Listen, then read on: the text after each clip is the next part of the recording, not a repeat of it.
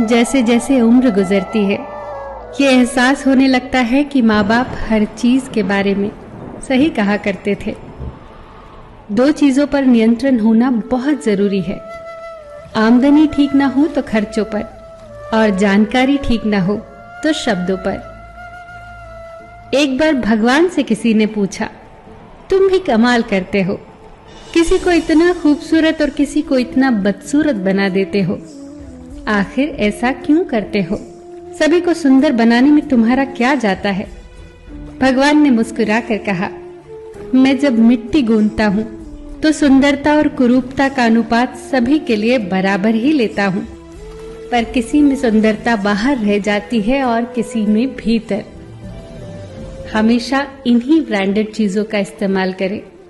होठों के लिए सत्य, आवाज के लिए प्रार्थना, आंखों के लिए दया, हाथों के लिए दान, हृदय के लिए प्रेम, चेहरे के लिए हंसी और बड़ा बनने के लिए माफी।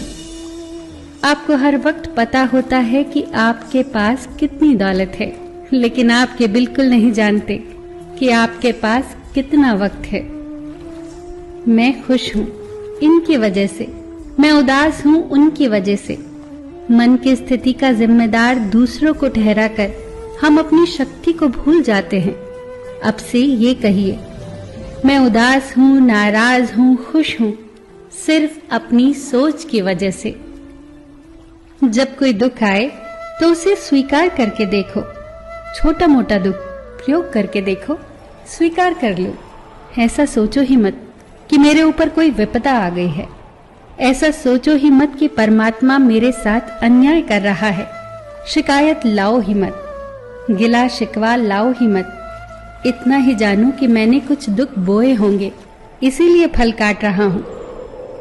गांव में नीम के पेड़ कम हो रहे हैं और घरों में कड़वाहट बढ़ती जा रही है। जुबान में मिठास कम हो रही है और शरीर में शुगर बढ़ती जा रही है। किसी महापुरुष ने सच ही कहा था कि जब किताबें सड़क किनारे रखकर बिकेंगी और जूते कांच के शोरूम में बिकेंगे, तब समझ जाना कि लोगों को ज्ञान की नहीं, जूतों की जरूरत है। भगवान श्री कृष्ण कहते हैं कि कोई भी व्यक्ति आपके पास तीन ही परिस्थितियों में आता है, भाव से, अभाव से या फिर प्रभाव से।